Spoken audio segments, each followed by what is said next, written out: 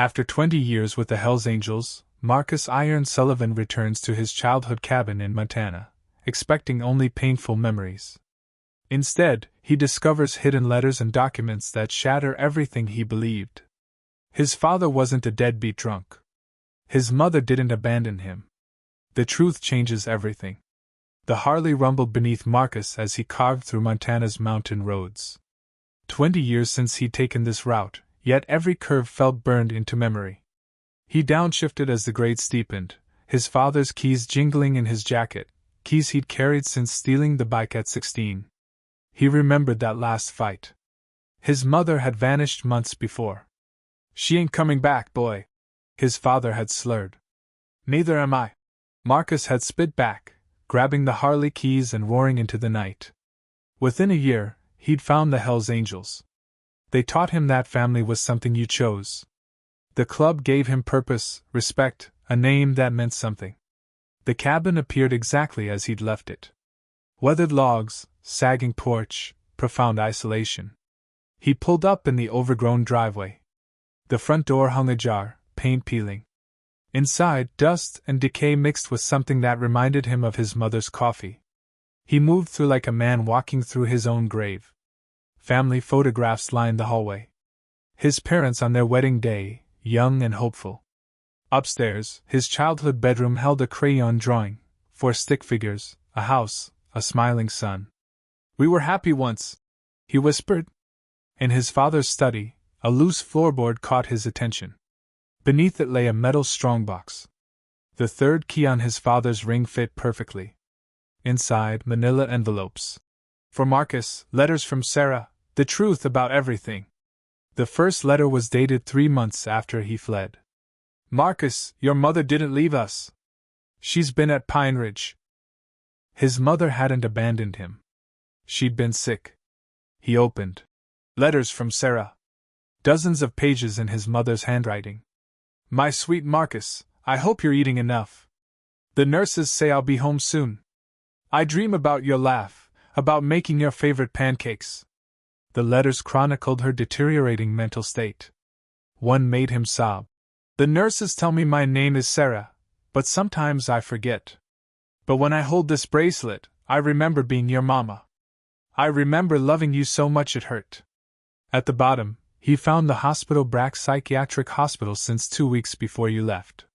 Her mind broke after her brother died. "She keeps asking for you, keeps writing letters I was too much of a coward to give you. Illet." She'd worn it 3 years before her heart gave out, still asking for the son who never visited. Another letter from his father. "Son, I was drowning. Your mama needed round-the-clock care. Insurance barely covered half. I took extra shifts, sold everything. The drinking started as a way to sleep after 18-hour days worrying about Sarah. But I never stopped loving you, Marcus." The final envelope revealed more truth. Military discharge papers. His father had served 3 tours in Vietnam, earned a Purple Heart. A psychiatric evaluation. Classic symptoms of combat-related PTSD. His father had battled demons while working double shifts to pay for his wife's care. The last letter addressed Marcus directly. "How do you explain to a 16-year-old that his father sees dead soldiers in the shadows? I failed you, Marcus. Not because I didn't love you, but because I loved you too much to burden you with my brokenness. You were always our victory. Every moment you were happy, that was us winning against the darkness." A deed to the cabin, signed over to Marcus. "This land has been home to Sullivan men for 4 generations. Build something good here, son. Build the family we should have been." Marcus sat until dawn, understanding he'd spent 20 years running from people who'd given everything to protect him. At dawn, he discovered more envelopes filled with photographs. Elderly grandparents. Still hoping to hear from Marcus. Christmas gatherings with cousins he'd never met. Wedding photos of aunts and uncles. His father had a brother, Uncle James. The most heartbreaking, his grandparents holding Marcus's high school photo, grandmother's eyes red from crying. Mom and Dad on Marcus's 30th birthday. They still believe he'll come home. 10 years ago. They'd still been alive, still hoping. He found a business card. Sullivan Family Insurance, James Sullivan, owner. Local number. His uncle had stayed close while Marcus roamed highways with strangers. Christmas cards spanning 2 decades, all addressed to our missing grandson, Marcus. Unopened but preserved. Inside. We think of you every Christmas and pray you'll come home. Marcus found his father's old phone book. Time to see if family forgiveness was possible. His hands shook dialing his grandfather's number. The phone rang. Hello? The voice was elderly but strong. Grandfather. A whisper. Silence. Then, Marcus. Is that really you? It's me, Grandpa. I'm at the cabin. A sob or prayer. Oh, dear God. We never stopped hoping. I found the letters. I know about Mom and Dad. Everything. 20 years, son. Your grandmother went to her grave believing she'd failed you. She's gone 3 years now, still asking about you on her last day. The guilt crushed him. I'm sorry. You were the light of their lives. Your father called every week asking if I'd heard anything. I joined a motorcycle club, became someone else. Now I think I was wrong about everything. Are you staying or disappearing again? Marcus thought about his Hells Angels brothers, about his parents dying alone. I want to stay. I want to meet the family I should have known. I'm 30 miles north in Cedar Falls, Sunset Manor Nursing Home. Can I come tomorrow? I'll be watching for you, son. Bring pictures. I want to know the man you became. Marcus's phone buzzed. Roadkill, his closest Hells Angels brother. Iron, where the hell are you? Church was 3 hours ago. Viper's asking questions. Montana. Family business. Family? Since when? The club is your only family. Things change. Not for Hells Angels. We've got Mongols problems. You need to get back. I need more time.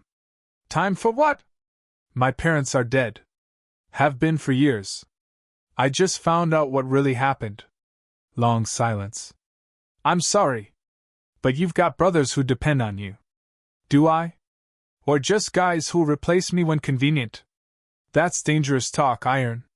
You sound like you're walking away, and we both know what that means. Marcus knew. Hells Angels was lifetime commitment. Leaving meant brutal consequences. I just need to handle things here. How long? I don't know. That's not an answer Viper will accept. Tell him I'll be back soon. He lied. Whatever you're thinking, remember who you are. Don't throw away 20 years for some ghost from your past. Sunset Manor sat on a gentle hillside. Marcus parked his Harley, conscious of how out of place it looked. His leather jacket felt like armor. I'm here to see Robert Sullivan. You must be Marcus. Mr. Sullivan has been watching since dawn. His grandfather sat in a wheelchair by the window, smaller than in photographs but with sharp eyes. Grandfather. The old man's face transformed with joy. My boy. Come here. Marcus dropped to his knees. His grandfather's hands cupped his face with infinite tenderness. 20 years. Let me look at you. I'm sorry I stayed away. You're here now. That's what matters. He pulled out a wooden box. Your father wanted you to. Inside was a hand-knitted sweater. A note. For my grandson Marcus, with all my love. I know you'll find your way home eventually. Marcus was splitting firewood when he heard motorcycles approaching. 5 Hells Angels emerged from the trees. Roadkill led them. Behind him, Viper, the chapter president. They parked in formation. Iron, Viper said. Interesting place. Very domestic. Weren't expecting company. You disappeared 2 weeks, missed 3 churches, ignore orders. What did you expect? I needed time for family business. Family business? Since when do Hells Angels have family outside the club? Tank stepped forward, cracking knuckles. Maybe Iron's gone soft. I haven't forgotten anything, Marcus said carefully. Viper pulled out the club charter. Article 7. No member may maintain primary loyalty outside the Hells Angels. Article 12. Members who abandon the Brotherhood forfeit protection and face permanent discipline. Marcus knew what permanent discipline meant.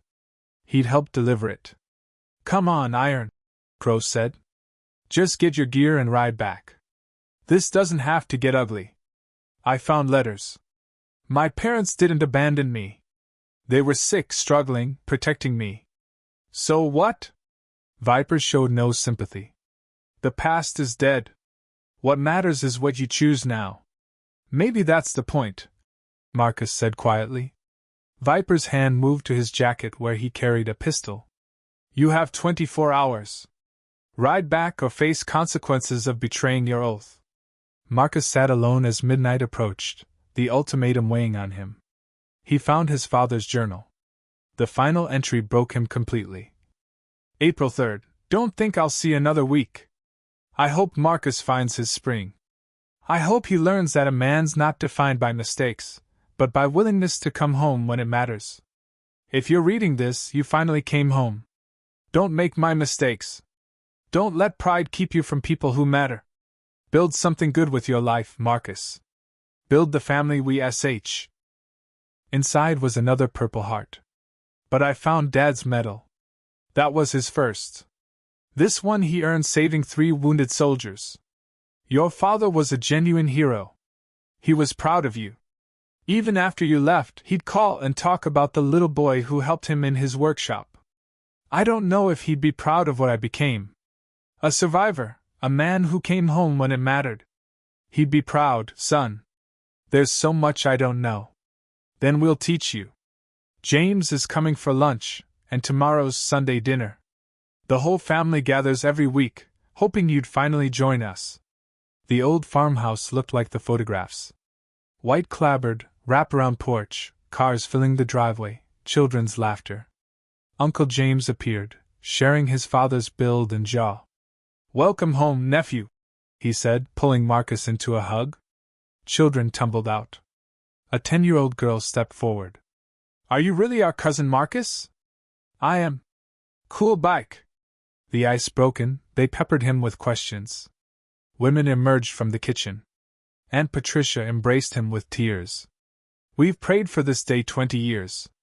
More introductions. Cousins David and Sarah with their own children. Great Aunt Helen promising to fatten him up. Patricia placed the family Bible in his hands, opening to pages chronicling births, deaths, marriages back to the 1800s. His name was there in his grandmother's script. Below it, blank lines for his marriage, his children. We never gave up, Patricia said softly. Your grandmother kept your page current, said you'd want to see your place when you came home. Dinner was joyful chaos. 3 generations around the table. Marcus shared edited stories, cross-country rides, brotherhood, rebuilding engines. He omitted the violence but shared the search for belonging. As families gathered coats, Patricia pressed a package into his hands. From your grandmother. She wrapped it the Christmas after you left. Marcus closed the journal, looking down at the Hells Angels camp. Those men represented 20 years of chosen family. But they trapped him in a life built on anger and revenge. Every day was about destroying rather than creating. He thought about his grandfather's joy, about cousins who'd welcomed him despite 2 decades of absence. Real family didn't demand ownership of your soul. Real love didn't threaten violence when you needed to grow. The Hells Angels demanded absolute loyalty, threatened death for choosing differently. He would honor his father's dying wish. He would build something good. And if they wanted to kill him for that choice, at least he'd die trying to become the man his parents believed he could be. Dawn broke gray and cold as Marcus walked to the Hells Angels camp, carrying his colors in a canvas bag. 20 years of identity reduced to cloth and thread. Viper looked up, noting the missing patches. Looks like Iron Sullivan made his choice. Marcus stopped 10 feet away. I'm done, Viper. I'm out. Tank lurched up. You ungrateful piece of garbage. You gave me a place to hide. I'm grateful. But I don't need to hide anymore. Roadkill's face showed disappointment. 20 years of brotherhood, and you're throwing it away. They know who I want to become. Viper pulled out the charter. Article 15. Founding members may not resign without unanimous consent. Article 16. Founding members who abandon responsibilities forfeit all mercy. Punishable by death. I helped build something with you. But what we built was ugly, hurt people. I want to build something different. You think you can walk away from what you are? I think trying is better than not trying. Viper raised his gun. Last chance, Iron. Get on your bike or we settle this now. Marcus pulled out his colors. These belong to you now. I'm not Iron Sullivan anymore. I'm just Marcus, trying to be better. Viper raised the gun. Then Marcus dies today. But Roadkill stood, his hand closing over Viper's wrist. Wait. What the hell are you doing? What needs doing? Iron saved my life in Bakersfield. 3 Mongols had me down. I owe him blood debt. Blood debt doesn't override club law. Maybe not. But it means I get to call how this plays out. Viper's finger stayed on the trigger. You're making a mistake. Am I? Or am I remembering what brotherhood really means? Marcus reached into his jacket and pulled out his cut, all patches removed. This is all I have left of Iron Sullivan. He dropped it at Viper's feet. You're making a mistake, Diesel said. The world doesn't forgive what we've done. Maybe not. But I have to try. My father died believing I could be better. I owe it to him to find out if he was right. Viper holstered his gun slowly. Fine. Roadkill wants to play protector. But Iron, you're out. Dead to us. You see our colors on the road, pray we're feeling charitable. I understand. There's no going back. You walk away now, you walk away forever.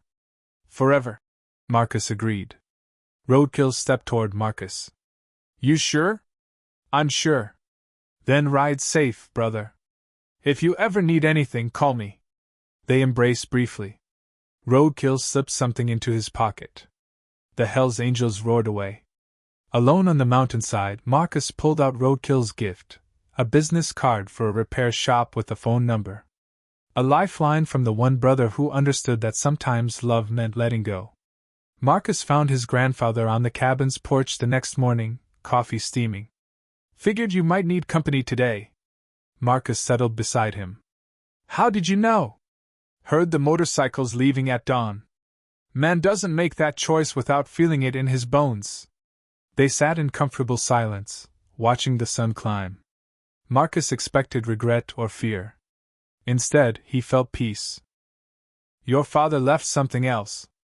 Robert pulled out a wooden toolbox, brass nameplate reading, T.R. Sullivan. He always said a man's tools were a measure of his character. Used to talk about teaching you carpentry. Inside, hand tools lay in custom compartments. At the bottom, a hand-carved wooden plane, much older than the others. That belonged to your great-grandfather. Made it himself in 1923. Used it to build half the barns in this county. 4 generations of Sullivan men have worked with that plane. Marcus lifted the antique tool. This was legacy in physical form, proof his family had always been builders. I don't know the first thing about carpentry. Then it's time you learned. James has been wanting to renovate the old barn. Could use strong hands. Over following days, Marcus worked alongside Uncle James and Cousin David, learning to measure twice and cut once, to respect wood's grain, to take satisfaction in work that created rather than destroyed. You've got the touch, James observed. Your father would be proud. The work was meditation, each stroke stripping away accumulated anger. Marcus thought less about the life he'd left and more about the future he might build. His grandfather visited daily, mostly talking. Stories about family history, about land they'd worked for generations, about dreams his parents harbored. Your grandmother always said this place needed children's laughter again, Robert mentioned. Marcus thought about that as he worked on the cabin's porch, replacing rotten boards. The idea of children seemed foreign after 20 years, but not impossible. The work progressed steadily. Window frames straightened. Floorboards stopped creaking. The kitchen sink drained properly. Each repair proved Marcus Sullivan could build things that lasted. Late at night, sitting in his father's restored chair, Marcus would run his thumb along his great-grandfather's playing. 4 generations of Sullivan men had found purpose in honest work. Now it was his turn to build the family his parents had dreamed of. The cabin's kitchen smelled like heaven. Marcus stood at the stove, following his mother's handwritten recipe for beef stew. The recipe box had been tucked in a cabinet, its wooden surface worn smooth by his mother's touch. Each card was a love letter from the past. The family would arrive soon for the first dinner Marcus had ever hosted. He'd set the dining room table with his mother's good china, unused since her final Christmas. A knock. Marcus opened it to find his grandfather standing on the porch, walker in hand but smiling.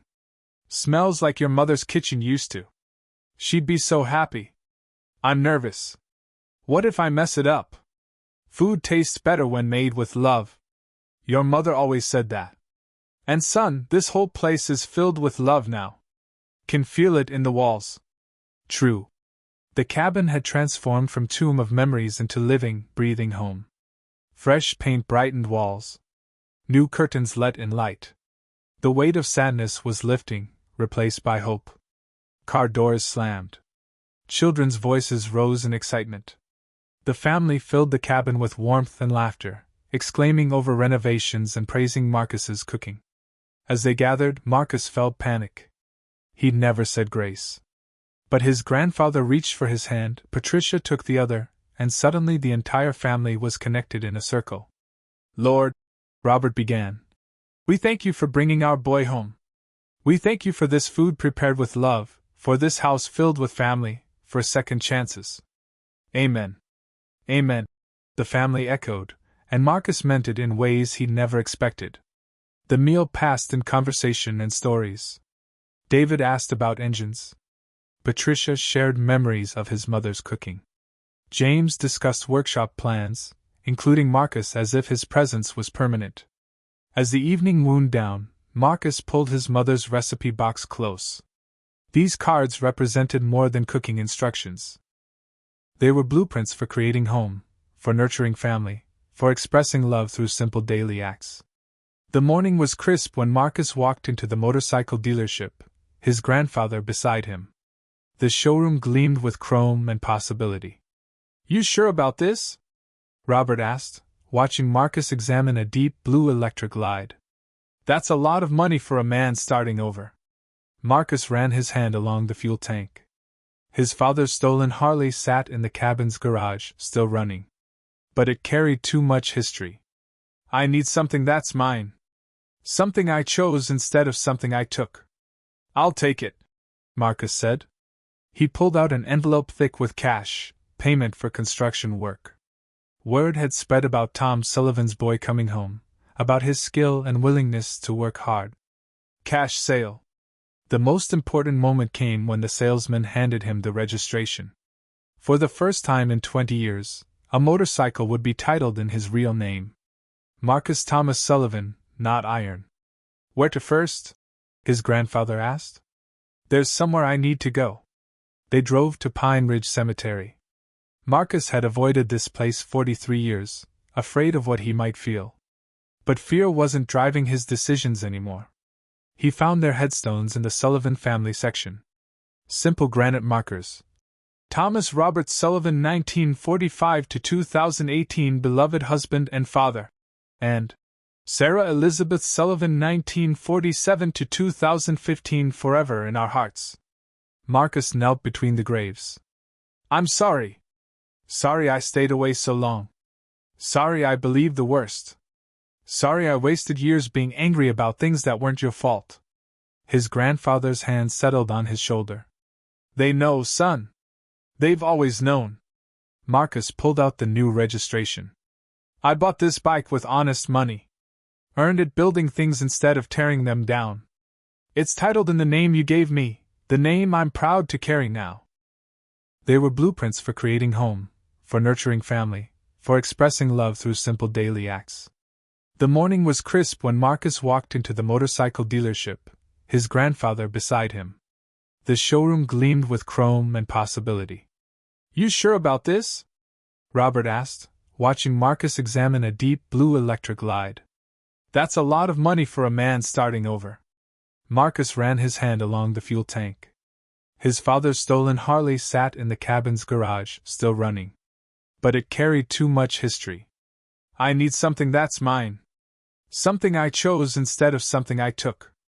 I'll take it, Marcus said. He pulled out an envelope thick with cash, payment for construction work. Word had spread about Tom Sullivan's boy coming home, about his skill and willingness to work hard. Cash sale. The most important moment came when the salesman handed him the registration. For the first time in 20 years, a motorcycle would be titled in his real name. Marcus Thomas Sullivan, not Iron. Where to first? His grandfather asked. There's somewhere I need to go. They drove to Pine Ridge Cemetery. Marcus had avoided this place 43 years, afraid of what he might feel. But fear wasn't driving his decisions anymore. He found their headstones in the Sullivan family section. Simple granite markers. Thomas Robert Sullivan 1945 to 2018 beloved husband and father. And Sarah Elizabeth Sullivan 1947 to 2015 forever in our hearts. Marcus knelt between the graves. I'm sorry. Sorry I stayed away so long. Sorry I believed the worst. Sorry I wasted years being angry about things that weren't your fault.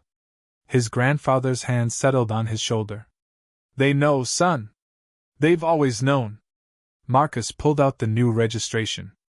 I bought this bike with honest money. Earned it building things instead of tearing them down.